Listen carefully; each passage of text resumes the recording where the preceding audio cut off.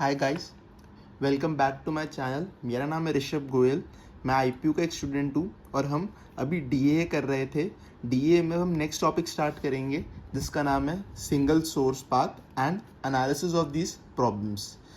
मैं आपको बता दूं कि मैं अपनी वीडियो में पूरी कोशिश करता हूँ कि आपको हर एक टॉपिक पूरी एक्सप्लेनेशन के साथ उसके अंदर जो भी उसकी टर्म्स हैं उसको बिल्कुल सही तरीके से आपको समझा सकूं और आपको सेमेस्टर एग्ज़ाम्स में कोई भी इशू फेस ना करना पड़े। ठीक है, अब जैसे हम single source path and analysis of this problems पढ़ेंगे तो मैं कोशिश करूंगा इसमें जितने भी टॉपिक्स कवर हो सकते हैं वो सारे टॉपिक्स मैं इस वीडियो में कवर कर लूं ताकि कोई भी आपका टॉपिक मिस ना हो और कोई भी क्वेश्चन ऐसा ना हो कि आप छोड़ आए। ठीक है, अब हम स्टार्ट करते हैं इस टॉपिक को। सिंगल सोर्स शॉर्टेस्ट पाथ, इसको हम सिंगल सोर्स पाथ भी कहते हैं, सिंगल सोर्स शॉर्टेस्ट पाथ भी कहते हैं। इससे हम समझ में आ रहा है कि हमें क्या चीज़ निकालनी है, हमें शॉर्टेस्ट पाथ निकालना है।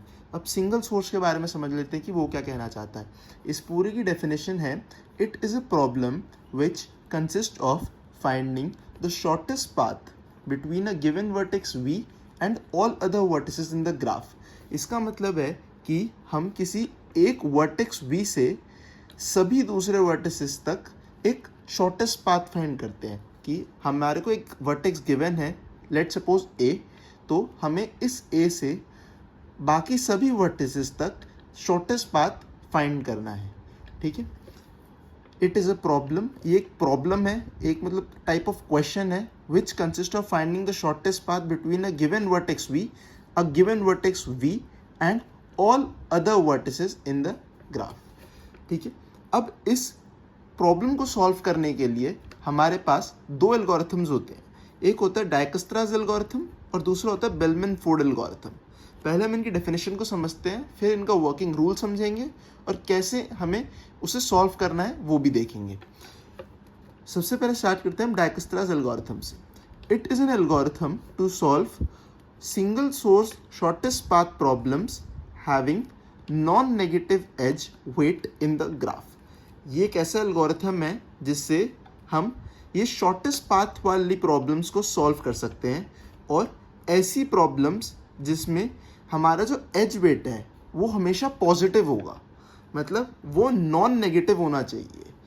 अगर कोई भी नेगेटिव एज आ गया, जैसे हमारे पास जो एज है, हमने पहले वीडियो में देखा था कि हमारे पास जो एज है उसका कुछ हमें वेट गिवन होता है, कॉस्ट गिवन होती है। अगर वो कॉस्ट हमें नेगेटिव गिवन है तो हम उसे डायगस्ट्रा एल्गोरिथम से सॉल्व नहीं कर सकते। अगर वो पॉजिटिव है तो ही हम उसे डायगस्ट्रा एल्गोरिथम से सॉल्व कर सकते हैं। मैंने पिछली वीडियो में पूरा एक्सप्लेनेशन दे रखा है कि एच क्या होता है, एच के कॉस्ट कैसे होते हैं, ग्राफ क्या होता है। आप मेरी सारी वीडियोस को देख सकते हैं, मैं उनका लिंक आई बटन में डाल दूंगा, वहाँ से भी आप उनको जाके देख सकते हैं। उसको देखने के बाद आपको ये एल्गोरिथम्स और आसानी से समझ में आएंगे। ठीक है, अब हम नेक्स्ट एल्गोरिथम देखते हैं, बेलमैन-फोर्ड एल्गोरिथम। बेलमैन-फोर्ड एल्गोरिथम क्या है? डायगस्ट्रा का अपोजिट है कि अगर हम यहाँ पर नॉन नेगेटिव एजेस आए तो हम इसे सॉल्व नहीं कर पाएंगे, पर डायगस्ट्रा एल्गोरिथम नॉन नेगेटिव एजेस को भी सॉल्व कर सकता है। इसका मतलब नेगेटिव एजेस को भी डायगस्ट्रा एल्गोरिथम सॉल्व कर सकता है। It is an algorithm to compute SSP problems, that is to find shortest path between a given vertex v and all other vertices in the weighted digraph। weighted digraph का क्या मतलब है? एक ऐसा graph जो weighted भी है, मतलब उस ग्राफ में वेट भी है, और डायग्राफ का मतलब क्या है? उसमें डायरेक्शन गिवन है। अगर दोनों साइड, मतलब जैसे एक डायरेक्शन इधर और एक डायरेक्शन इधर, डायग्राफ उसमें मतलब होता है दोनों तरफ की डायरेक्शन गिवन है, उन टाइप की प्रॉब्लम्स को बेलमैन-फोर्ड एल्गोरिथम इजीली सॉल्व कर सकता है। The algo can also be used for the graphs having negative edge weights। ये वाला एल्गोरिथम कब यूज़ कर सकते हैं हम? जब हमारे पास नेगेटिव एज वेट्स हो, तब भी हम इस एल्गोरिथम को यूज़ कर सकते हैं।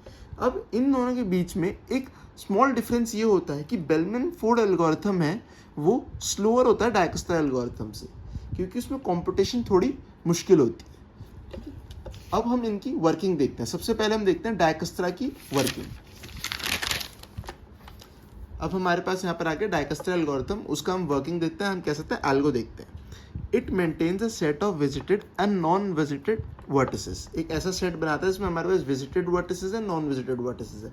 मैं अभी बस ये पढ़ रहा हूँ, आपको फिर इसका एग्जाम्पल सॉल्व करके दिखाऊंगा और उसके बाद फिर इसको पढ़ूंगा, तो आपको बिल्कुल अच्छी तरह समझ में आ जाएगा और खुद आप इसको बाद में अपने एग्जाम्स में लिख सकते हैं, आपको याद रखने की जरूरत नहीं होगी। mark the source node with a current distance 0 and rest vertex with infinity. We always write the distance from the current node. If distance decreases, we change the distance and set the new distance. We go to step 3 if any node or vertex is left unvisited. इसका आप screenshot ले सकते हैं. वैसे आप इसको मेरे example समझाने के बाद खुद भी अपनी लैंग्वेज में लिख पाएंगे. सबसे पहले हम इसका एग्जाम्पल देखते हैं एक.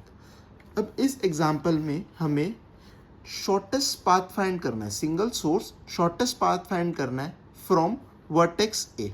इसका मतलब क्या है, हमें क्वेश्चन में गिवन है कि हमें वर्टेक्स ए से सभी वर्टिसेस पे जाने तक का शॉर्टेस्ट पाथ फाइंड करना है. ए से बी जाने का शॉर्टेस्ट पाथ, ए से डी जाने का शॉर्टेस्ट पाथ, ए से एफ जाने का शॉर्टेस्ट पाथ, ए से ई, ए से सी. ठीक है. अब इसका तरीका क्या होता है आपको वो याद रखना है. हम सबसे पहले क्या लिखेंगे, सारे वर्टिसेस के नाम. हम पहले सारे वर्टिसेस के नाम यहाँ पर लिख लेंगे, A B C D E and F. और सबसे स्टार्टिंग में हम जो हमारा नोड हमें गिवन है, जो हमारा वर्टेक्स हमें गिवन है, जिससे डिस्टेंस निकालना है, उसको हम 0 ले लेंगे और बाकी सब वर्टिसेस को हम इन्फिनिटी ले लेंगे. इसका क्या मतलब होता है, इसका मतलब ये होता है कि हमने सबसे पहले डिस्टेंस देखा है कि ए से ए पे ही जाने का डिस्टेंस क्या होगा 0 और ए से बी पे जाने का डिस्टेंस क्या होगा इन्फिनिटी. अभी हमें क्या कोई डिस्टेंस नोन नहीं है कि ए से बी तक जाने का क्या डिस्टेंस होगा, ए से सी तक जाने का क्या डिस्टेंस होगा, तो उसको हमने सबसे इन्फिनिटी ले लिया है. ठीक है. अब हम स्टार्ट करेंगे नेक्स्ट आइट्रेशन से. आप इसको अलग अलग स्टेप्स में भी करके दिखा सकते हैं, मैं इसको एक ही स्टेप में आपको करके दिखा देता हूँ. ठीक है. सबसे पहले अब हम क्या करेंगे कि हर स्टेप में हम ये फाइंड करेंगे कि सबसे छोटी वैल्यू कौन सी है और उस वैल्यू को फिक्स कर देंगे. जैसे हम देख सकते हैं इस स्टेप में हमारी सबसे छोटी वैल्यू कौन सी है, दैट इज़ 0. इसका मतलब हम इसे फिक्स कर देंगे और अब ये चेंज नहीं हो सकती.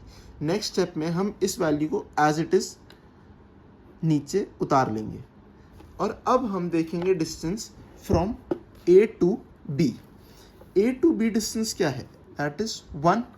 तो हम चेक करेंगे कि हमारा पिछला जो डिस्टेंस था और जो अब हमारा नया डिस्टेंस आया है, अगर जो नया डिस्टेंस जो आया है वो हमारे पिछले डिस्टेंस से छोटा है तो हम उसको हमारा नया डिस्टेंस मान लेंगे और उसे यहाँ पर लिख देंगे. ठीक है. अब हम देखेंगे ए से भी हमारा नया डिस्टेंस क्या है 1 और 1 क्या है हमारा इन्फिनिटी से छोटा है. पहले हमारा ए से बी डिस्टेंस क्या था, इन्फिनिटी था, और अब क्या हो गया 1 हो गया, तो वो छोटा है. 1 is less than infinity, 1 is less than infinity, तो हम यहाँ पर 1 लिख देंगे. सिमिलरली अब हम ए से सी तक निकालेंगे. ए से सी तक क्या होगा 4 इज़ लेस देन इन्फिनिटी, तो हम यहाँ पर 4 लिख देंगे. फिर उसके बाद ए से डी तक निकालेंगे.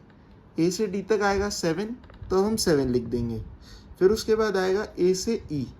ए से ई अभी हमारे को डायरेक्ट डिस्टेंस गिवन नहीं है तो हम इसे छोड़ देंगे, इसे हम एज इट इज़ इन्फिनिटी ही उतार लेंगे. वैसे ही हमें ए से डी भी गिवन नहीं था, एज इट इज़ इन्फिनिटी था. हमें ए से डी तक कोई डायरेक्ट नोड नहीं पता थी कि कितना डिस्टेंस यूज होगा, तो हम उसे भी इन्फिनिटी ही लिखेंगे.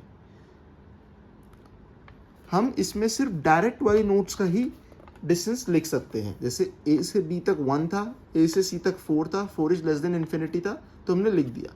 ए से डी छोटा था, ए से डी हमारा 1 + 7 था, हम ऐसे कर सकते थे पर अभी नहीं करेंगे, वो आगे वाले स्टेप्स में अपने आप ही इंक्लूड हो जाएगा.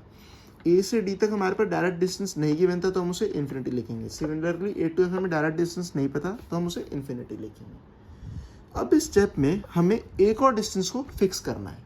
वो कौन सा डिस्टेंस होगा, जो सबसे छोटा है इस स्टेप में. सबसे छोटा कौन सा है, दैट इज़ 1. 0 तो पहले ही फिक्स हो चुका, हम उसे नहीं लेंगे. अब जो नया डिस्टेंस है उनमें सबसे छोटा डिस्टेंस को हम फिक्स कर देंगे. और अब हम 1 पे यानी बी पे बैठ के और बाकी से डिस्टेंस को कैलकुलेट करेंगे. ये कॉन्सेप्ट कुछ रिलेटिव टाइप का कॉन्सेप्ट है जो आपने पहले 11th-12th में पढ़ा होगा जेईई के टाइम पे, कि रिलेटिव का कॉन्सेप्ट, कि हम किसी दूसरे ऑब्जेक्ट पे बैठ जाते हैं और उसकी वेलोसिटी या उसकी स्पीड दूसरे वाले को दे देते हैं उल्टी डायरेक्शन में. ऐसे ही कॉन्सेप्ट यहाँ पर है कि हमने जब जिस डिस्टेंस को मिनिमम लिया है, हम अब उस पर बैठ कर दूसरे वाले नोड्स का डिस्टेंस कैलकुलेट करेंगे उस वाले वर्टेक्स से, और फिर उसका भी जो वेट है वो वेट हम उस डिस्टेंस में ऐड कर देंगे। आगे आपको मैं दिखाता हूँ, आपको समझ में आ जाएगा। सबसे पहले हम जो फिक्स वर्टिसेस है उनको नीचे उतार लेंगे, उनमें कोई चेंज नहीं रहेगा। अब हमें डिस्टेंस कैलकुलेट करना है बी से बैठ के बाकी बची हुई नोड्स पे, दैट इज अनविजिटेड नोड्स। ये हमारी अभी तक अनविजिटेड नोड्स हैं और ये हमारी विजिटेड नोड्स हैं। अब हम बी से सी तक डिस्टेंस कैलकुलेट करेंगे। बी से सी तक डिस्टेंस क्या है 2, और हम उसका खुद का डिस्टेंस भी सी इस डिस्टेंस में ऐड कर देंगे। वो क्या होगा 2 + 1 3। अब हम 3 वाले डिस्टेंस को 4 से कंपेयर करेंगे। इधर 3 इज लेस देन 4 है, तो जो नया डिस्टेंस आया है वो छोटा है पुराने डिस्टेंस से, तो हम इस डिस्टेंस को अपडेट कर देंगे। अब हम बी से डी तक देखेंगे। बी से डी तक हमारे पास डायरेक्ट डिस्टेंस गिवन है, दैट इज 7।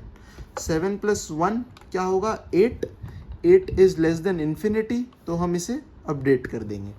अब हम बी से ई पे देखेंगे। बी से E that is 5। 5 + 1 6। 6 is less than infinity, तो 6 अपडेट कर देंगे। बी से एफ पे देखेंगे। बी से एफ तक हमारे पास कोई भी डायरेक्ट डिस्टेंस गिवन नहीं है, तो हम उसे अभी इन्फिनिटी ही लेंगे। फिर दोबारा हम हमारे इस स्टेप में सबसे मिनिमम डिस्टेंस फाइंड करेंगे, वो है 3।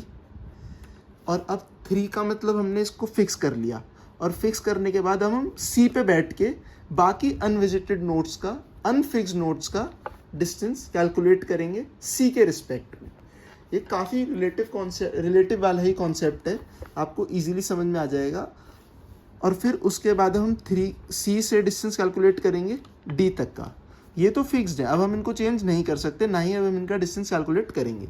अब हम सी से डी तक का डिस्टेंस कैलकुलेट करेंगे। हमारे पास कोई भी डायरेक्ट नोड गिवन नहीं है, तो इसका मतलब हमारे पास जो पिछला डिस्टेंस था उसी को हम नीचे उतार देंगे। हम पहले फिक्स वाले लिख लेते हैं। ये हमारे फिक्स नोड्स थे 0 1 3, ठीक है। अब हम पिछले वाले नोड को ही हमने नीचे उतार लिया, क्योंकि हमारे पास कोई भी डायरेक्ट डिस्टेंस गिवन नहीं था, तो हमारे पास जो पिछला डिस्टेंस था वही सबसे छोटा डिस्टेंस था अभी तक का, तो हम उसी को ही नीचे उतार लेंगे। अब हम सी से ई तक जाएंगे, दैट इज 1। 1 प्लस उसके खुद का डिस्टेंस वो है 3। 1 + 3 कितना आया 4। 4 इज लेस देन पिछले वाला डिस्टेंस दैट इज 6, तो हम इस डिस्टेंस को अपडेट करके 4 लिख देंगे। अब हम सी से एफ पे जाएंगे। सी से एफ पे हमारे पास कोई डायरेक्ट डिस्टेंस नहीं है, कोई डायरेक्ट नोड नहीं है जाने का, तो हम पिछले वाला ही डिस्टेंस नीचे उतार देंगे, दैट इज इन्फिनिटी।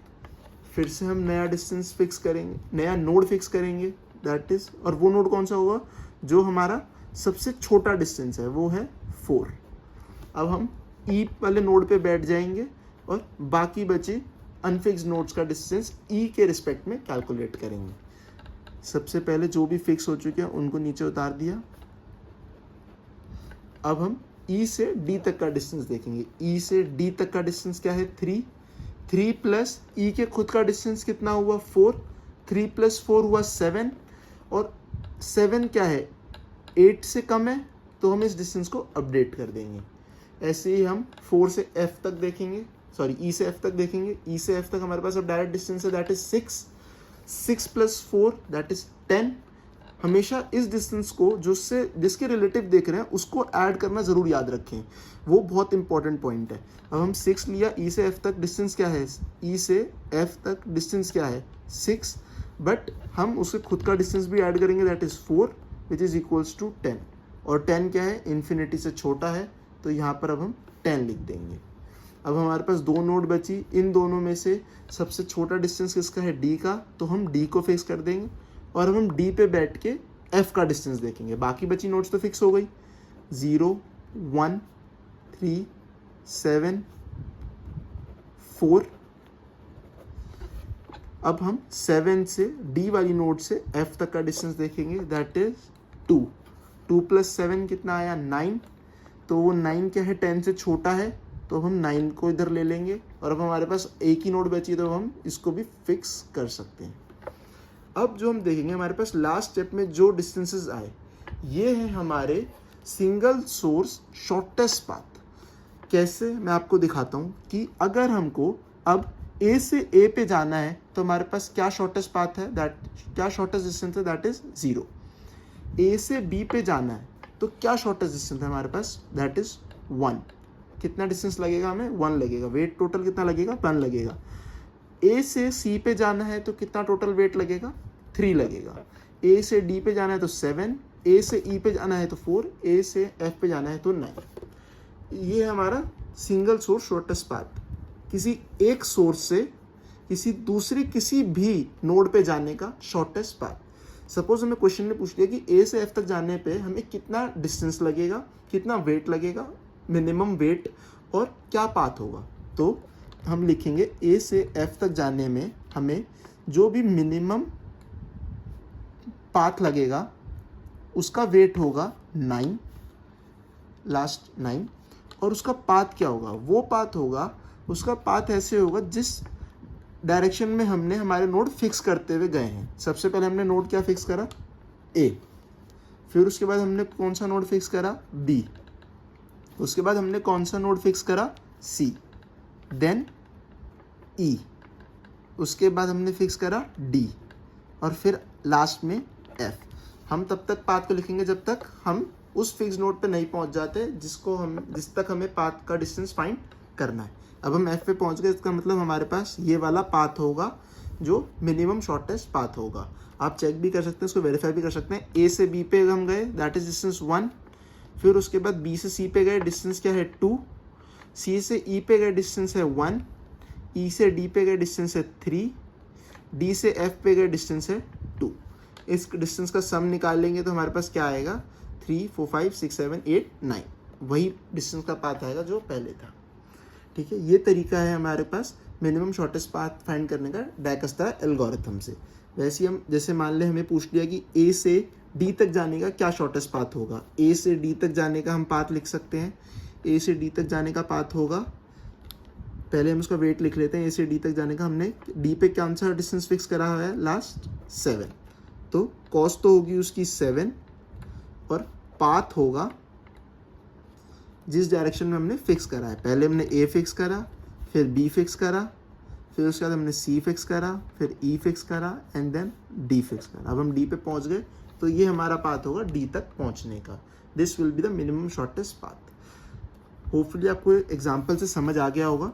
अब मैं आपको ये जो एल्गो है उसको पढ़ता हूँ और फिर आपको अब समझाता हूँ कि एल्गो में क्या लिखा है। It maintains a set of visited and non visited vertices. ये एक विजिटेड और नॉन विजिटेड वर्टिसेस का सेट को मेंटेन रखता है। ये हमारा जैसे हमने विजिट करा और ये हमारे अनविजिटेड सेट्स थे, तो उनका एक सेट बना के रखता है। Mark the source node with a current distance 0।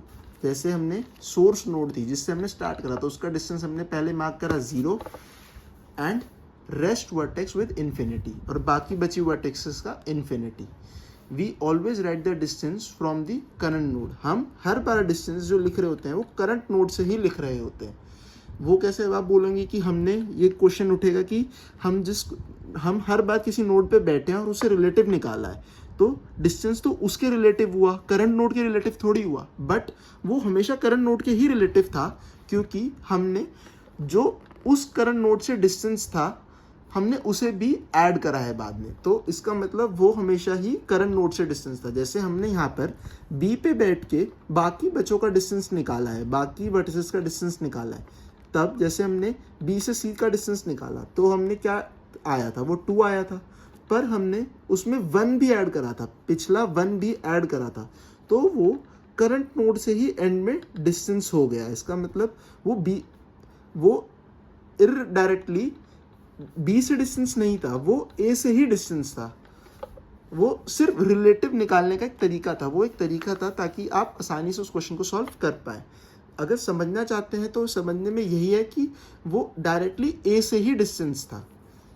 ठीक है, तो इसलिए वो यहाँ पर कह रहे हैं we always write the distance from the current node. If distance decreases we change the distance and set the new distance. हमने देखा था, हमने जब भी नया डिस्टेंस निकाला अगर वो पिछले से छोटा था तो हमने हमारे करंट डिस्टेंस को चेंज कर दिया, अपडेट कर दिया।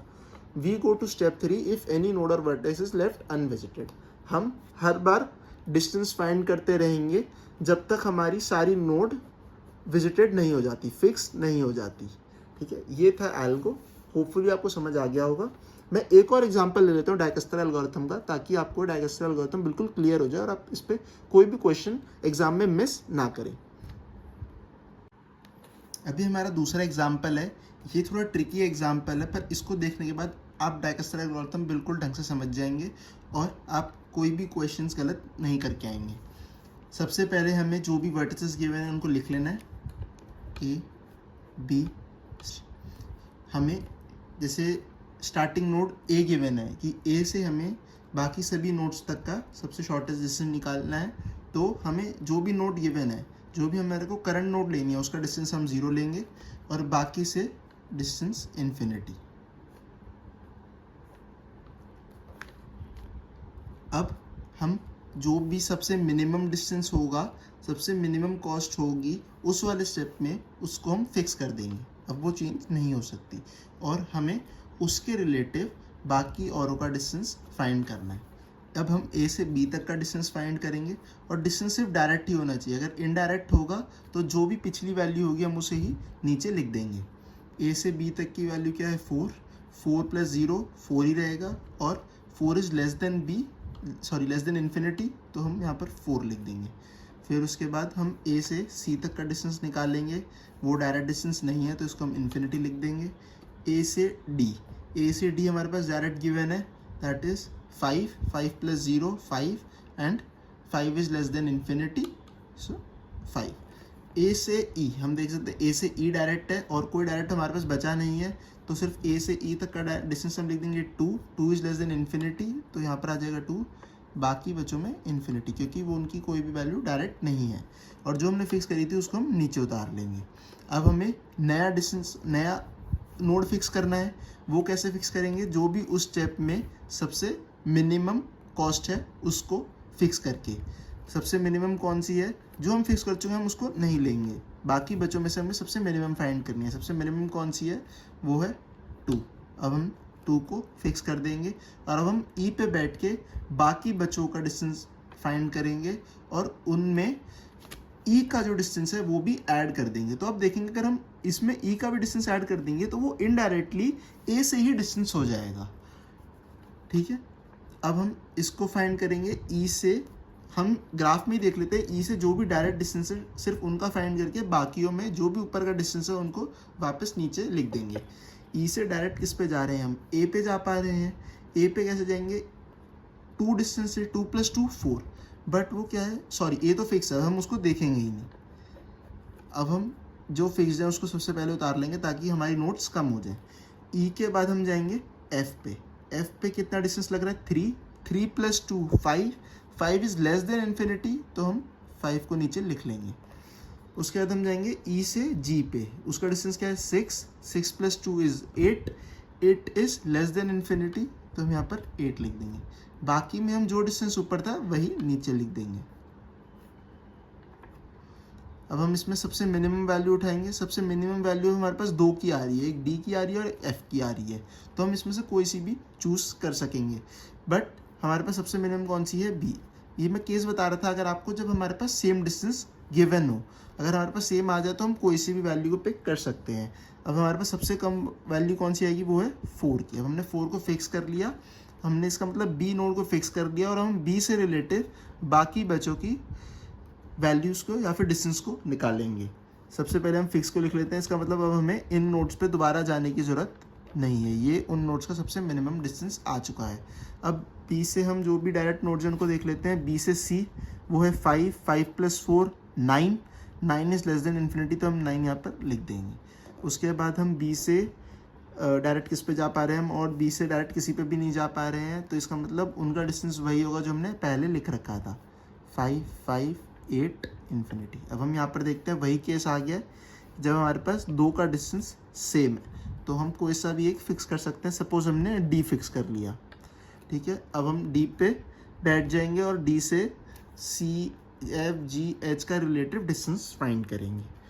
वो कैसे फाइंड करेंगे हम? डी कहाँ पर है? डी यहाँ पर है। डी से डायरेक्ट जो भी वैल्यूज़ हैं हम उनको फाइंड कर लेते हैं। सबसे पहले डी से सी पे जाने का डिस्टेंस वो है 2 प्लस डी का खुद का डिस्टेंस वो है 5, तो क्या आ गई वैल्यू? 7। तो इसका मतलब 7 हमारा छोटा है 9 से, तो हम यहाँ पर 7 लिख लेंगे। उसके बाद डी से हम किसका वैल्यू निकाल सकते हैं, एच का, वो है 10 + 5। 10 + 5 कितना हुआ, 15। 15 इज लेस देन इन्फिनिटी, तो यहाँ पर हम 15 लिख देंगे। उसके बाद हम निकाल सकते हैं डी से एफ का, वो होगा 4। 4 + 5 9। 9 हमारा एफ की वैल्यू क्या थी पहले, 5, बट अब जो हमारा डिस्टेंस आ रहा है वो आ रहा है 9, तो वो बड़ा है उससे हमारी पिछली वैल्यू से, तो हम पिछली वैल्यू को ही लेंगे, हमें सबसे छोटी वैल्यू लेनी होती है। अब हम 5 को एज इट इज़ लिख देंगे। फिर उसके बाद हम निकालेंगे हमारा डिस्टेंस जी से। जी से हम डायरेक्ट नहीं निकाल सकते, तो हम उसे इन्फिनिटी ही लिख देंगे। इन्फिनिटी नहीं, जो हमारा पिछला डिस्टेंस है वही लिख देंगे, दैट इज़ 8। उसके बाद जो हमारी फिक्स वैल्यूज थी उनको हम एज इट इज़ नीचे उतार लेंगे।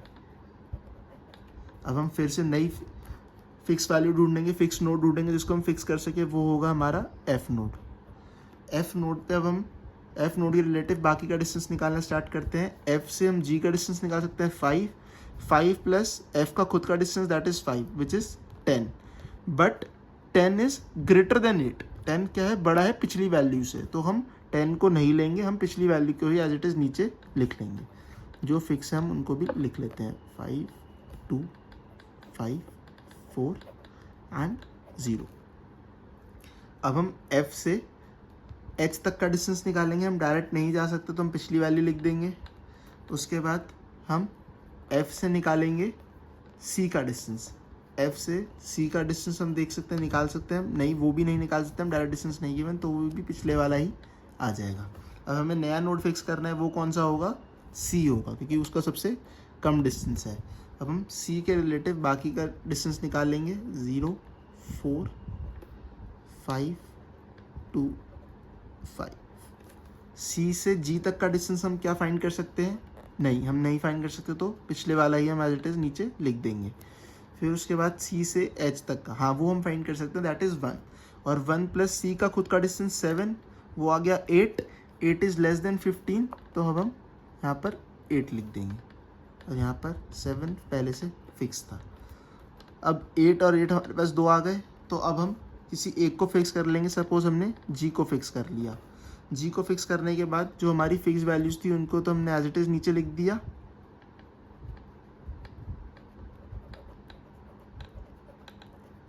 बॉक्स का मतलब है हमने उसको फिक्स कर दिया, अब हमें उसको चेंज नहीं करना है, हम चेंज नहीं कर सकते।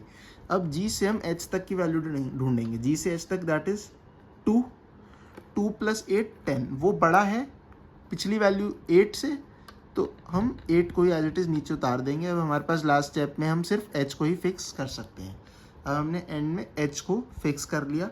अब ये हमारे पास क्या आ गए, मिनिमम शॉर्टेस्ट पाथ आ गया a से किसी भी नोड तक जाने का। अगर हमें a से h पे जाना है तो हमें कितनी कॉस्ट लगेगी, 8। a से d पे जाना है तो कॉस्ट लगेगी 5। ये हमारा लास्ट स्टेप है जिसमें हमारे पास सबकी मिनिमम वैल्यू आ चुकी है। अब जो मैंने इन स्टेप को आपको एक ही स्टेप में करके दिखाया, हमने एक ही टेबल सी बना दी है जिसमें मैंने आपको सब करके दिखाया है, यही आप एग्जाम में अलग अलग स्टेप के फॉर्म में शो कर सकते हैं। जैसे कि आप पहले लिख सकते हैं step 1, if we goes from a to any other node, that is a to b is infinity, a to c is infinity, a to d is infinity, ऐसे ही। फिर आप नेक्स्ट स्टेप लिखेंगे स्टेप 2, a से b, a to b हमारे पास कितनी value आई 4, आप लिख सकते हैं ऐसे a to b is equals to 4। ऐसे ही a से c is equals to infinity, a से d इज इक्वल्स टू 5, और फिर उसके बाद आखिरी में आप ये वाली टेबल बना के एंड में शो कर सकते हैं। पाथ हम इधर कैसे निकालेंगे, जिस डायरेक्शन में हमने वैल्यूज फिक्स करी है। जैसे हमें a से h तक का पाथ निकालना है तो कैसे निकालेंगे, a, फिर उसके बाद हमने क्या फिक्स करा है नेक्स्ट स्टेप में, e, फिर उसके बाद हमने फिक्स करा है b, फिर उसके बाद हमने फिक्स करा है d। ऐसी पाथ होगा a, e, b, then d, उसके बाद हमने फिक्स करा है f, देन c, g और h पे हम ऐसे पहुंच जाएंगे। ऐसे ही आप किसी भी a नोड से किसी भी नोड तक का पाथ फाइंड कर सकते हैं और उसका डिस्टेंस वो उसकी एंड वैल्यू होगी। ठीक है, ये था डाइकस्ट्रा एल्गोरिथम। अब हम नेक्स्ट एल्गोरिथम देखते हैं, बेलमैन फोर्ड एल्गोरिथम। इसमें मैं आपको एक और बात ये बता दूं कि हम जो अभी एग्जांपल देखे हैं ये सब अनडायरेक्टेड ग्राफ है। इसका मतलब हम ए से बी भी जा सकते हैं और बी से ए भी जा सकते हैं, इसमें कोई डायरेक्शन गिवन नहीं है। बट हम डायक्स्ट्रा एल्गोरिथम को डायरेक्टेड ग्राफ्स के लिए भी यूज़ कर सकते हैं। सपोज अगर हमारे पास इस एग्जाम्पल में एक डायरेक्शन गिवन हो, अगर हम मान ले कि डायरेक्शन हमें H to C गिवन है इस तरीके से कि हम H से C तक ही जा सकते हैं, तो हम अगर हमारे इस पॉइंट पे देखें तो हमने इस पॉइंट पे जब हमने C फिक्स किया था तो C फिक्स करने के बाद हमने C से H तक का डिस्टेंस निकाला था। वो हमने कैसे निकाला था? 1 + 7 that is 8 is less then 15, तो हमने उसको अपडेट कर दिया था। बट अब इस केस में हम C से H तक जा ही नहीं सकते क्योंकि C से H तक की डायरेक्शन हमें गिवन नहीं है, हमें सिर्फ H से C तक की डायरेक्शन गिवन है, तो हम इस वैल्यू को अपडेट नहीं कर पाएंगे और जो उसकी पिछली वैल्यू थी हम उसी को नीचे लिख देंगे। बस इतना ही डिफरेंस होता है डायरेक्टेड और अनडायरेक्टेड ग्राफ में। तो आप अब इसके दोनों टाइप के एग्जाम्पल्स को सॉल्व कर पाएंगे एग्जाम्स में। अब हम स्टार्ट करते हैं बेलमैन-फोर्ड एल्गोरिथम से। पहले हम बेलमैन-फोर्ड का एल्गोरिथम देख लेते हैं। As we have n number of vertices, then we can relax the edges only n-1 times. अगर हमारे पास n number of vertices हैं तो उसे हम सिर्फ n-1 times ही रिलैक्स कर सकते हैं। ये सारी डेफिनेशन अभी पढ़ा रहा हूँ मैं आपको, फिर आखिरी में आपको समझा दूंगा एग्जाम्पल्स के बाद। एग्जाम्पल समझने के बाद आपको समझ में आ जाएगा कि इन लाइन्स का क्या मतलब था। On relaxing the edges nth time, the shortest distance of any node reduces, then it indicates the existence of a negative edge cycle. इसमें अगर हमने nth टाइम रिड्यूस कर दिया तो हमारा शॉर्टेस्ट डिस्टेंस अगर फिर रिड्यूस हो गया तो इसका मतलब उस वाले ग्राफ में नेगेटिव एज साइकिल है और हम उसे बेलमैन-फोर्ड के थ्रू सॉल्व नहीं कर सकते।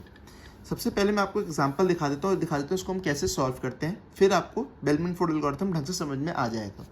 इसमें भी हम स्टार्टिंग में यही करते हैं कि हमें जो भी सोर्स नोड गिवन होता है, जो भी हमें करंट नोड गिवन होता है जिससे डिस्टेंस निकालना है, उसका डिस्टेंस हम 0 लेते हैं और बाकी एजेस का डिस्टेंस, बाकी नोड्स का डिस्टेंस हम इन्फिनिटी लेते हैं। सपोज हमारे पास एक क्वेश्चन है जिसमें हम ए से बी जा रहे हैं with direction and distance 10, B to C जा रहे हैं with direction B to C and distance -8, direction from A to C with distance 5। Bellman Ford algorithm का एडवांटेज ये है कि वो नेगेटिव एजेस को भी ईजिली सॉल्व कर सकता है। सबसे पहले अब हमें डिस्टेंस निकालना है from node A to all other nodes. Shortest distance find करना है from node A to all other nodes. तो जिस नोड से हमें डिस्टेंस फाइंड करना है उसका डिस्टेंस हमें क्या लेना है? 0 और बाकी नोड्स का इन्फिनिटी। ये सिमिलर है काफ़ी डिस्कस्ड एल्गोरिथम से जो हमने पहले पिछला पढ़ा है। अब हमें इस नोड को रिलैक्स करना है। वो कितनी बार? वो है n-1 टाइम्स। हमारे पास कितने वर्टिसेस हैं? 3। तो हमें कितनी बार इसको रिलैक्स करना है? 3 - 1 दैट इज 2 टाइम्स हमें इस ग्राफ को रिलैक्स करना है। रिलैक्स का मतलब क्या है अब समझते हैं। जैसे एट फर्स्ट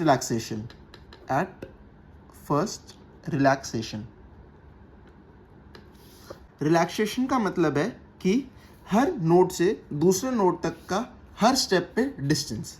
ठीक है, अब जैसे हम आपको बताता हूँ, जैसे ये ए है, ये बी है और ये सी है, इनकी डायरेक्शन लिख लेते हैं। अभी हम इसका डिस्टेंस की वैल्यू नहीं लिखते,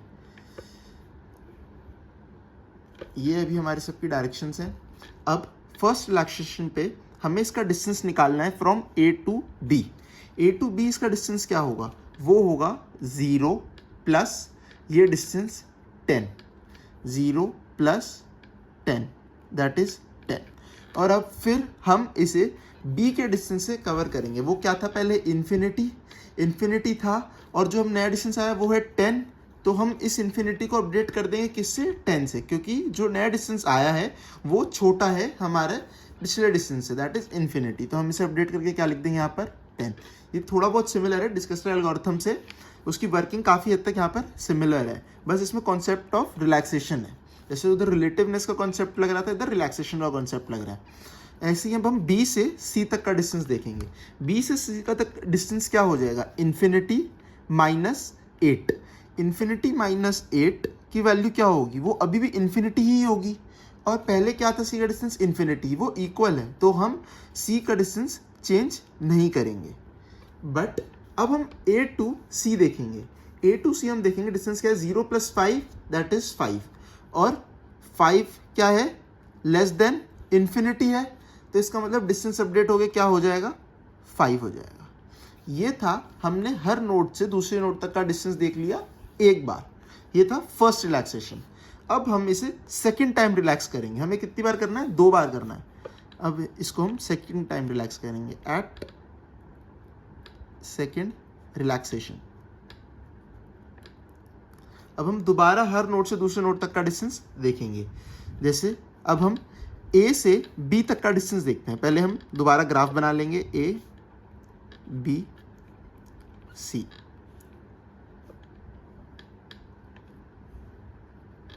अब हम ए से बी तक का डिस्टेंस देखेंगे, वो क्या होगा हमारा, यहाँ ए 0 ही था, 0 + 10, यहाँ डिस्टेंस तो पहले 10 ही था, डिस्टेंस वही रहेगा जो उनका इनिशियली हमें गिवन था, 0 + 10 दैट इज 10, और फिर जो नई वैल्यू, पुरानी वैल्यू थी वो थी 10, नई वैल्यू अभी भी आई है 10, तो वो सेम रहेगी, उसमें कोई चेंज नहीं आएगा।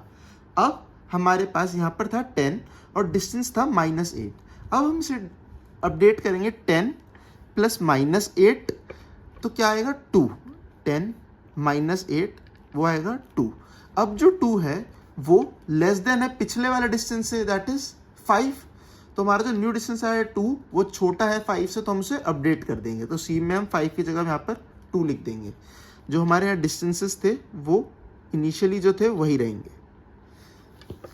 अब हम ए से सी तक देखते हैं। ए से पहले 0 प्लस जो डिस्टेंस है वो है, सॉरी यहाँ 5 था, वो है 5, तो 0 + 5 which is equals to 5, but 5 क्या है, बड़ा है 2 से, तो हम इसे अपडेट नहीं करेंगे। ये था हमारा second relaxation.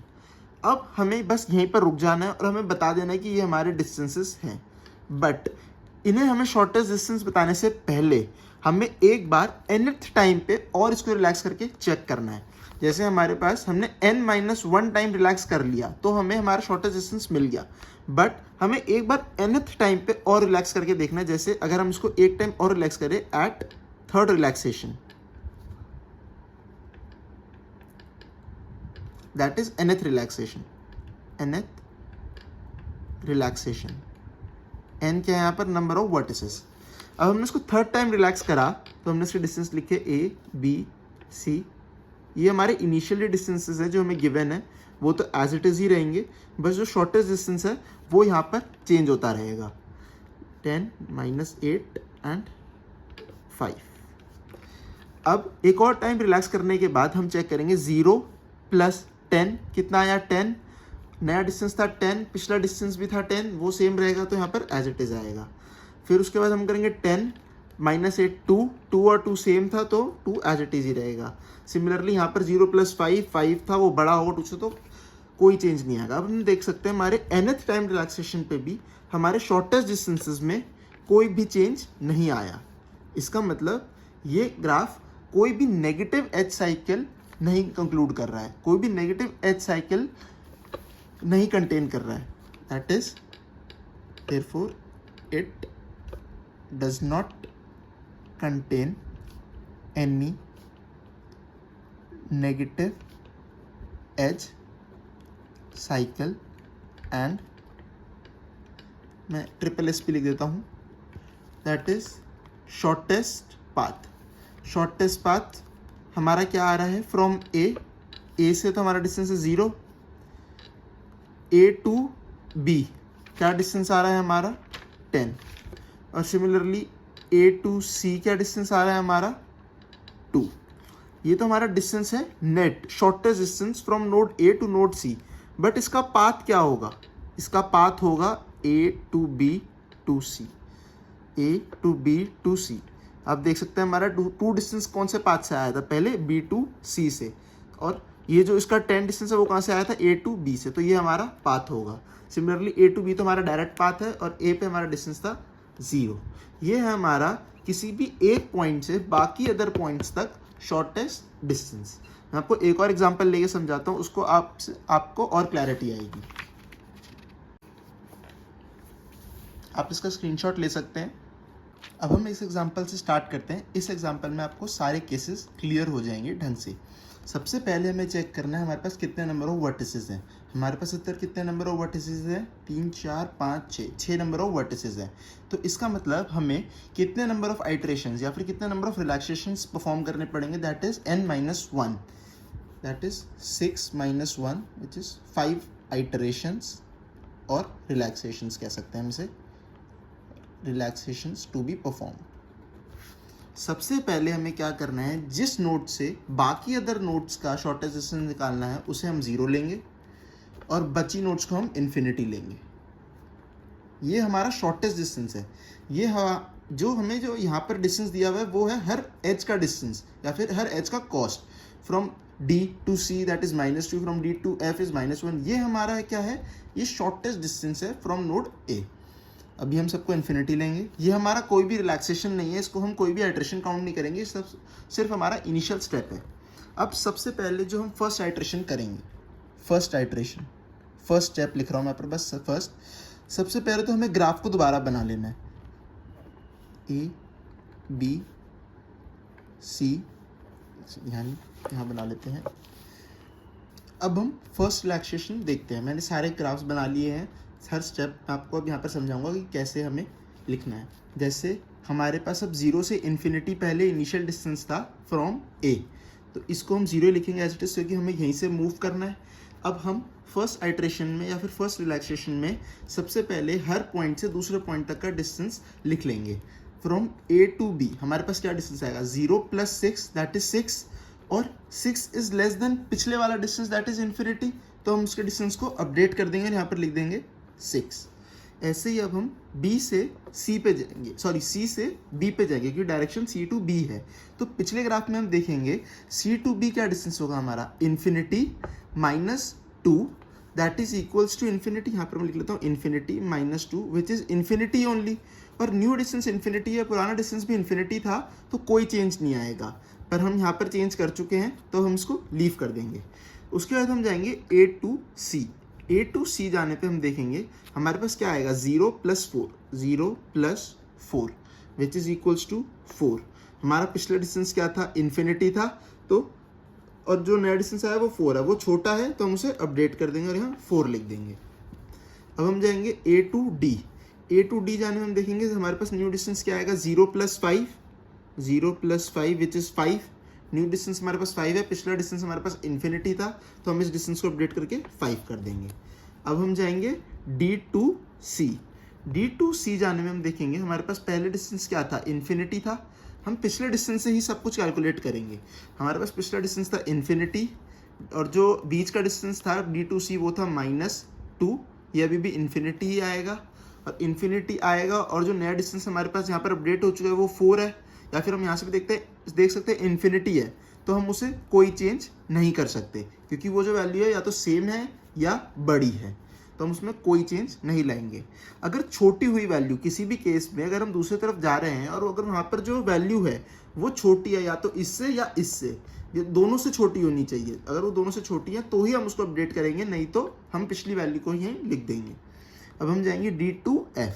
D to F हम डिस्टेंस देखेंगे क्या होगा हमारे पास? इन्फिनिटी -1 दैट इज इन्फिनिटी, पिछला डिस्टेंस भी इन्फिनिटी था, तो D to F में हम कोई चेंज नहीं करेंगे, इसे इन्फिनिटी ही लिखेंगे। हो सकता है E to F इसे चेंज कर दे। अब फिर हम D से पूरी नोट कवर करने के बाद हम C को चूज करेंगे। अब हम C से जा चुके हैं C to B, तो हम उसको छोड़ देंगे। अब हम C to E जाएंगे। C to E जाने के लिए हमारे पास क्या डिस्टेंस होगा? Infinity +3 which is infinity only, और पिछला डिस्टेंस भी इन्फिनिटी था तो हम इसे इन्फिनिटी ही लिखेंगे।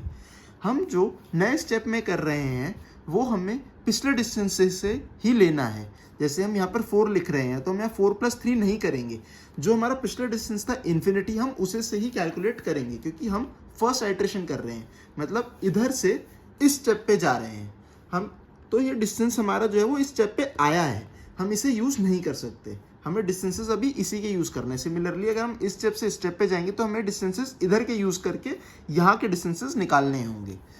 अब हम पहले C से जा रहे थे, यहाँ पर हमने देखा था कोई चेंज नहीं आया। B पे देखेंगे, B पे हम B से A नहीं जा सकते, C नहीं जा सकते, B से सिर्फ E जा सकते हैं, तो हमारे पास डिस्टेंस क्या होगा? इन्फिनिटी -1, इन्फिनिटी -1 क्या होगा? इन्फिनिटी ही, यहाँ लिख देता हूँ मैं इन्फिनिटी -1 विच इज़ इन्फिनिटी ही, तो पिछला डिस्टेंस भी इन्फिनिटी था, न्यू डिस्टेंस भी इन्फिनिटी है, तो कोई चेंज नहीं आएगा, इन्फिनिटी ही आएगा। अब हम ई से एफ पे जाएंगे, ई से एफ पे हम जाएंगे तो क्या होगा, infinity plus 3, infinity plus 3 which is infinity, कोई चेंज नहीं आएगा, तो ये इन्फिनिटी ही रहेगा। ठीक है, अब हम इस डिस्टेंस को यूज़ करके सेकेंड आइट्रेशन लाएंगे। यहाँ पर हम क्या आएगी, सेकेंड रिलैक्सेशन आएगी। फिर अब हम वापस यहाँ पर डिस्टेंस 0 लिखेंगे और अब हम दोबारा फिर हर नोड से दूसरे नोड पे जाएंगे इन डिस्टेंसेस को यूज़ करके, इन शॉर्टेस्ट डिस्टेंसेस को यूज़ करके। 0 to B जाने में हमें क्या डिस्टेंस लगेगा, 0 + 6 विच इज़ 6। न्यू डिस्टेंस हमारा 6 था, पिछला डिस्टेंस भी 6 था, तो हम इसे 6 ही रहने देंगे, कोई चेंज नहीं करेंगे। उसके बाद 0 to C जाएंगे, दैट इज़ 0 + 4 विच इज़ 4, पिछला डिस्टेंस भी 4 था, तो ये भी एज इट इज़ 4 ही रहेगा। 0 to 5 भी सिमिलर ऐसी है, 0 + 5 विच इज़ 5, पिछला डिस्टेंस भी 5 था, तो कोई चेंज नहीं आएगा। अब हम D से जाएंगे C पे, D से C पे हम जाने पे देखेंगे हमारे पास क्या आएगा, 5 - 2, इधर अब हमारे पास चेंज होएगा 5 - 2 विच इज़ 3। अब हम देखेंगे जो 3 है वो 4 से छोटा है, पिछले डिस्टेंस से छोटा है, तो अब हम इस 4 को अपडेट कर देंगे और 3 कर देंगे। ठीक है, और हम D से जाएंगे F पे, D से F पे कैसे जाएंगे, 5 - 1 विच इज़ 4। न्यू डिस्टेंस 4 है, पिछला डिस्टेंस F का इन्फिनिटी था, तो हम इसे अपडेट करके यहाँ पर 4 लिख देंगे। अब हम जाएंगे C से बाकी अदर नोड्स पे, C से बाकी अदर नोड्स पे कैसे जाएंगे, C to B, वो क्या होगा, 4 - 2, इधर इस वाली ग्राफ पे हमारे पास क्या आएगा, 4 - 2, वो क्या होगा, 2। तो हमारे पास न्यू डिस्टेंस है 2, पिछला डिस्टेंस था 6, तो इसका मतलब हम B के डिस्टेंस को अपडेट कर देंगे 2 से, अब यहाँ पर 2 आ जाएगा। अब जाएंगे हम C to E, C to कैसे जाएंगे, 4 + 3 दैट इज 7। जो नया डिस्टेंस आया वो हमारा 7 है, और E के लिए जो नया डिस्टेंस आया वो 7 है, और जो पिछला डिस्टेंस था वो इन्फिनिटी था, तो 7 छोटा है, तो इसे हम अपडेट करके 7 कर देंगे। अब हम B वाले डिस्टेंस से लेंगे, B वाले नोड से बाकी अदर नोड्स पे जाएंगे, B वाले से हम सिर्फ E पे जा सकते हैं, तो वो होगा 6 - 1, इधर हमारे पास क्या होगा, 6 - 1 विच इज़ 5। अब हम देखेंगे 5 जो आया है वो हमारा इन्फिनिटी से छोटा है, तो हम उसे अपडेट कर देंगे। तो बट हमें यहाँ पर भी चेक करना होगा कि हमारा जो डिस्टेंस आया है वो भी छोटा है, इस वाले से भी छोटा है या नहीं है, तो वो हमारा इससे छोटा है, तो हम इसे अपडेट करके 5 कर देंगे। अब हम E के लिए चेक करेंगे, E से हम जाएंगे F पे, E से F पे जाने के लिए हमारे पास क्या होगा, infinity + 3 that is infinity only, तो और यहाँ पर भी इन्फिनिटी ही था, तो इसके नोड से E to F कोई चेंज नहीं आएगा, तो हम इसे 4 ही रहने देंगे। अब हम इसको कंप्लीट होने के बाद हम सब नोड से हर नोड पे जा चुके हैं, तो अब हम करेंगे next iteration, that is third iteration. हमें कब तक करनी है, 5 आइट्रेशंस करनी है कि n-1, बट कई बार ज़रूरी नहीं होता कि n-1 पूरी आइट्रेशंस हमें करनी पड़े। हो सकता है कि किसी पॉइंट पे ये जो ग्राफ है वो अपनी शॉर्टेस्ट डिस्टेंस रिपीट करने लग जाए, तो हमें वहीं पर स्टॉप हो जाना है, वहीं रुक जाना है, और जो डिस्टेंसेस आएगी वही हमारी मिनिमम शॉर्टेस्ट डिस्टेंसेस होगी। अब हम करते हैं थर्ड आइट्रेशन। थर्ड आइट्रेशन में हम देखेंगे 0 + 6 विच इज 6 बड़ा है 2 से, तो हम इसको 2 ही रहने देंगे, कोई चेंज नहीं करेंगे। ऐसे A to C देखेंगे, 0 + 4 है, और वो बड़ा है 3 से, तो इसे 3 ही रहने देंगे। उसके बाद 0 to 5, ये 5 आएगा, वो सेम रहेगा, तो 5 ही आएगा।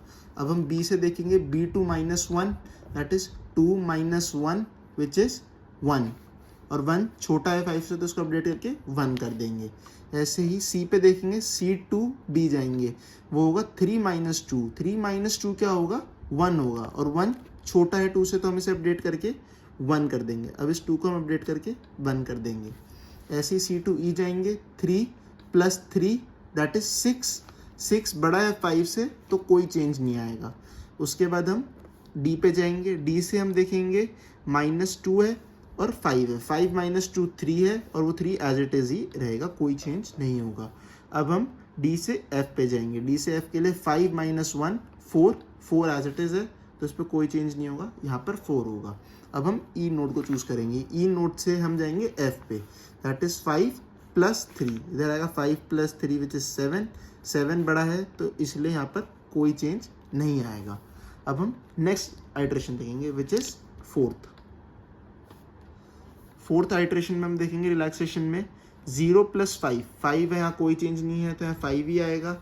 ऐसे ही 0 प्लस 6, इधर पहले से हमारे पास 1 है तो कोई चेंज नहीं आएगा इसमें। 0 टू सी में हमारे पास क्या पर है 0 प्लस 4 विच इज 7, बड़ा है तो इसीलिए कोई चेंज नहीं आएगा। बी में देखेंगे B टू E जाएंगे तो हमारे पास अब क्या आएगा 1 माइनस 1, यहाँ पर नोट पर क्या डिस्टेंस था -1, तो इधर क्या होगा 1 माइनस 1 विच इज 0, और 0 छोटा है 1 से तो यहाँ अपडेट हो जाएगा, यहाँ 0 आ जाएगा। अब B2 और कहीं नहीं जा सकते B से, अब C पे देखेंगे C2B हमारे पास क्या होगा 3 माइनस 2 1 ही है तो वो सेम रहेगा। ऐसे C2E जाएंगे 3 प्लस 3 6, वो बड़ा है तो कोई चेंज नहीं आएगा। D2C जाएंगे हम 5 minus 2 is equals to 3 as it is है तो कोई चेंज नहीं आएगा। D2F जाएंगे 5 माइनस 1 4 तो कोई चेंज नहीं आएगा। अब हम E से F पे जाएंगे, E से F पे हम जाएंगे तो 1 प्लस 3 दैट इज 4 पहले से ही था वो सेम है तो कोई चेंज नहीं आएगा। अब हम इसमें एक और आइट्रेशन देखेंगे दैट इज 5th आइट्रेशन, हमें मैक्स 5 आइट्रेशंस करनी थी इसमें। अब 5th आइट्रेशन देखेंगे हम इसमें। अब हम देखते हैं हमारे पास A 0 था, 0 प्लस 6 कोई चेंज नहीं आएगा। 0 प्लस 4 यहाँ पर 3 था तो कोई चेंज नहीं आएगा। 0 प्लस 5 है तो 5 ही रहेगा। उसके बाद हम D से देखते हैं, चलो इस बार D से 5 माइनस 2 दैट इज 3 से कोई चेंज नहीं आएगा तो 3 ही रहेगा। उसके बाद हम यहाँ से जाएंगे D से एक और नोड रह गई 5 minus 1 that is 4 as it is है तो 4 कोई चेंज नहीं आएगा D के थ्रू। अब हम C से देखते हैं, C से B जाएंगे तो that is 3 minus 2 which is 1 as it is है तो 1 में कोई चेंज नहीं आएगा। उसके बाद 3 टू E जाएंगे, C टू E जाएंगे दैट इज 3 प्लस 3 6, यहाँ 0 है तो कोई चेंज नहीं आएगा। उसके बाद हम जाएंगे B टू E जाने में 1 माइनस 1 0 कोई चेंज नहीं आया।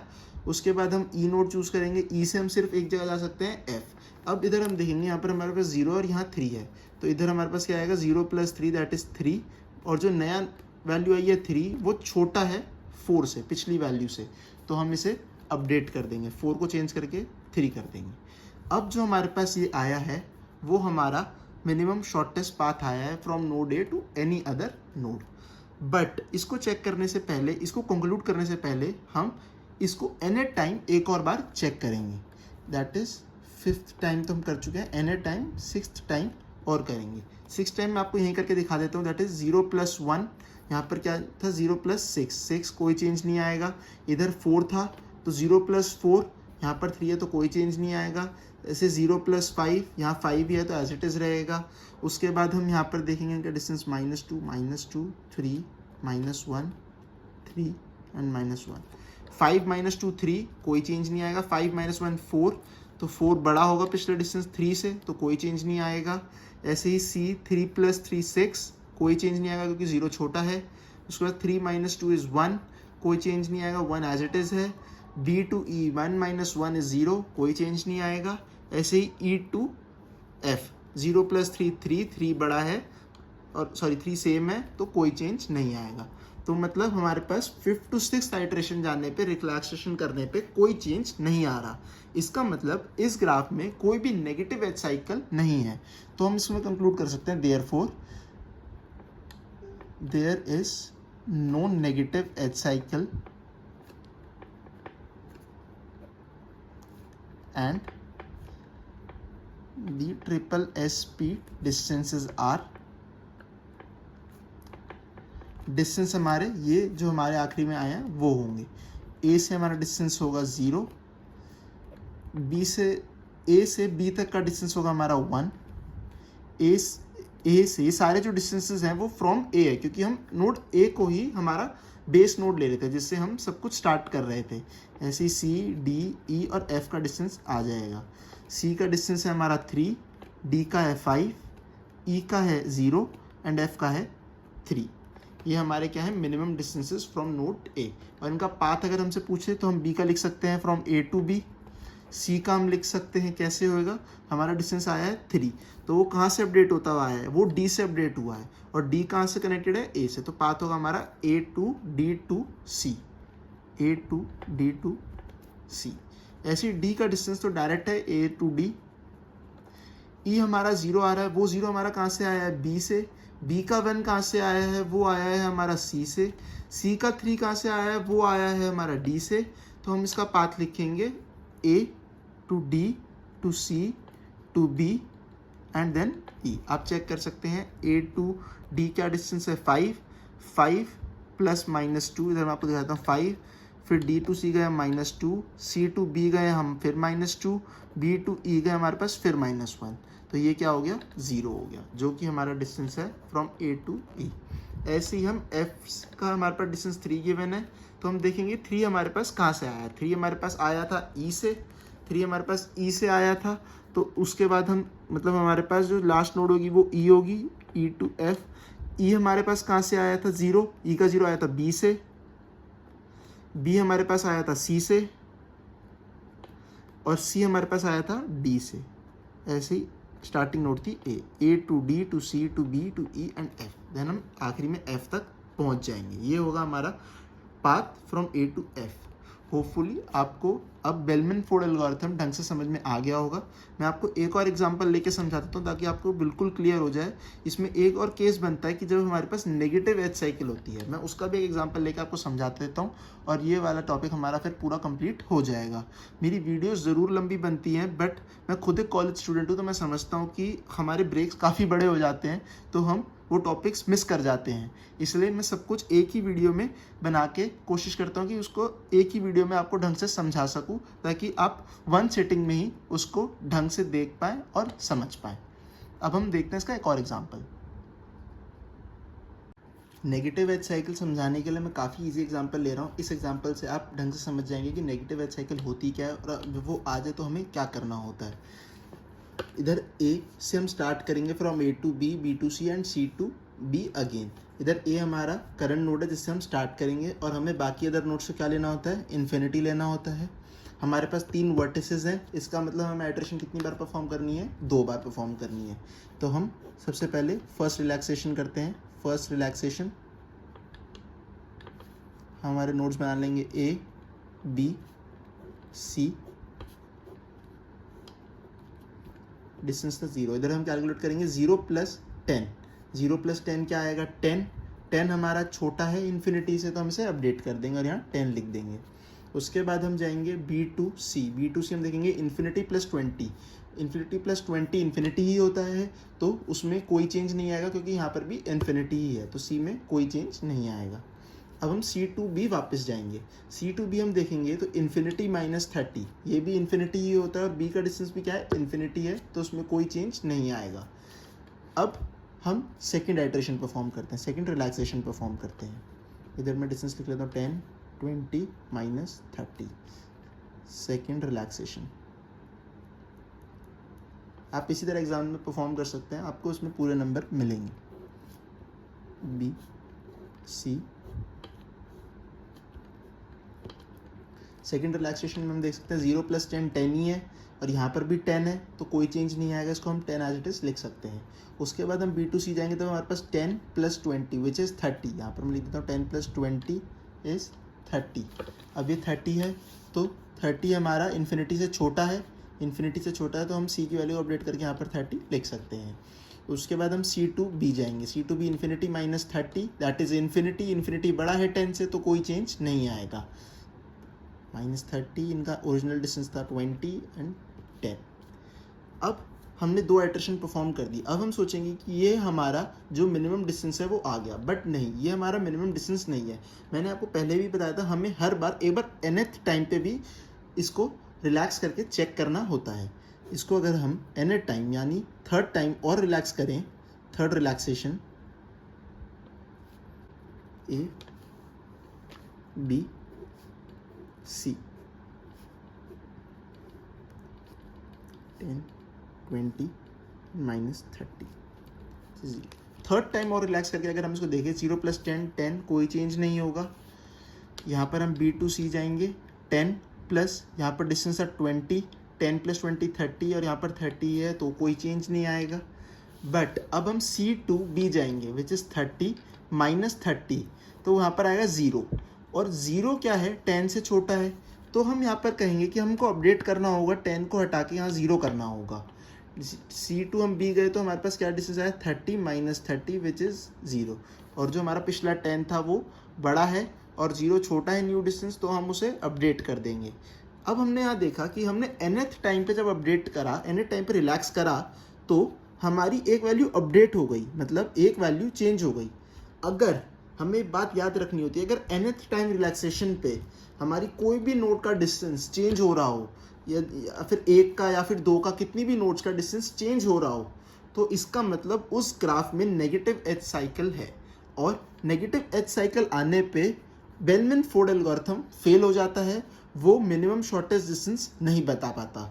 आपको मैं समझाता हूँ, जैसे अगर हम इस पार्ट को निकाल लें, हम देखें B और यहाँ C है, B to C 20 और C to B माइनस 30। इसका अगर आप वेट का सम ले इस ग्राफ का, तो वो क्या होगा, 20 माइनस 30 विच इज़ माइनस 10।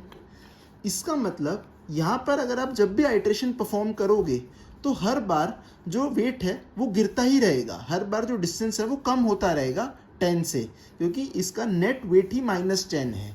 यहाँ पर इसका मतलब यही एक नेगेटिव एज साइकिल है, यहाँ पर नेगेटिव साइकिल परफॉर्म हो रही है। आप जब भी आइट्रेशन परफॉर्म करेंगे यहाँ पर डिस्टेंस हर बार 10 से घटता ही चला जाएगा। जैसे यहाँ पर देख सकते हैं आप 10 से घटा, आप इसको एक और बार परफॉर्म करेंगे तो यहाँ पर फिर और 10 का डिफरेंस आ जाएगा। तो बेलमैन फोर्ड एल्गोरिथम इसका मिनिमम डिस्टेंस कभी भी फाइंड कर ही नहीं पाएगा, और ये हम कब चेक कर पाते हैं, nth टाइम पे। अगर हमारा डिस्टेंस सेम आ जाता, यहाँ पर जो भी डिस्टेंसेस हैं वही यहाँ पर आ जाते, तो हम कह देते कि हाँ यही हमारे मिनिमम शॉर्टेस्ट डिस्टेंस है। बट nth टाइम पे करने के बाद अगर हमारा डिस्टेंस चेंज हो जाता है, तो हमें याद रखना है कि इसमें हम कहेंगे कि वहाँ पर नेगेटिव एज साइकिल है और बेलमैन फोर्ड एल्गोरिथम इसे सॉल्व नहीं कर सकता। तो इसमें हम कंक्लूड करेंगे इस एग्जाम्पल में, therefore it contains negative edge cycle and cannot be solved further। यहाँ पर कंडीशन भी लिख देता हूँ कि कब आपको पता लग जाए कि इसमें नेगेटिव एज साइकिल है। On nth relaxation, if the value of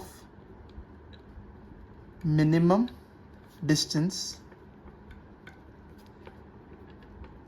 changes और डिक्रीजेस, क्योंकि चेंज तो हमेशा तभी आएगा जब वैल्यू कम होगी, तो इसका मतलब वैल्यू डिक्रीज ही हो रही होगी। If on nth relaxation, if the value of minimum distance changes और decreases for any of the node in the graph,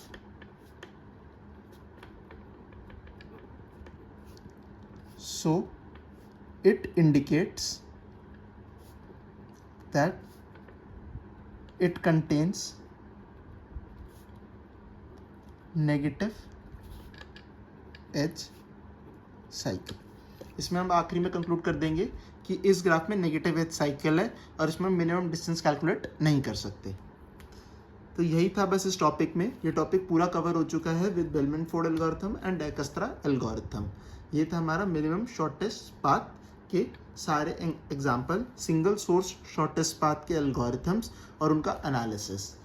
अगर आपको मेरी वीडियोस अच्छी लगी हो तो मेरी वीडियोस को अपने फ्रेंड्स के साथ शेयर करें, ताकि उनकी भी सेमेस्टर एग्जाम्स में हेल्प हो सके। और आप मेरे चैनल को सब्सक्राइब करना ना भूलें, ताकि आपको मेरी हर लेटेस्ट वीडियोस का अपडेट मिलता रहे। मेरे चैनल की वीडियोस को लाइक करें ताकि हमें भी मोटिवेशन मिलता रहे आगे ऐसे ही वीडियोस बनाते रहने का। होपफुली आपको मेरी वीडियोस से काफ़ी इनोवेटिव और काफ़ी इन्फॉर्मेटिव लगी होगी। अगर आपको कोई भी डाउट हो तो आप कमेंट सेक्शंस में भी पूछ सकते हैं, मैं वहाँ पर उसका रिप्लाई दे दूँगा। Thank you, bye.